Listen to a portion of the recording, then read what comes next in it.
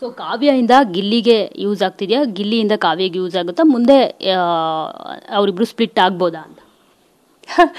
ಕಾವ್ಯದಿಂದ ಗಿಲ್ಲಿಗೆ ಆಗ್ತಿದ್ಯಾ, ಗಿಲ್ಲಿಯಿಂದ ಕಾವ್ಯಾಗ ಯೂಸ್ ಆಗ್ತಿದ್ಯಾ, ಅದು ಅವರೇ ಹೇಳಬೇಕು. ಯಾಕಂದರೆ ನಾನು ಹೇಳಿದ್ರೆ ಅದು ರಾಂಗ್ ಸ್ಟೇಟ್ಮೆಂಟ್ ಆಗುತ್ತೆ.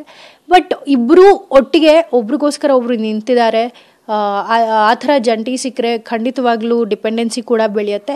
ಎಲ್ಲೋ ಒಂದು ಕಡೆ ಕಾವ್ಯನ್ ಡಿಸಿಷನ್ಸ್ ಮಾಡಬೇಕಾದ್ರೆ ಗಿಲ್ಲಿ ನಿರ್ಧಾರ ಮ್ಯಾಟ್ರ್ ಆಗುತ್ತೆ.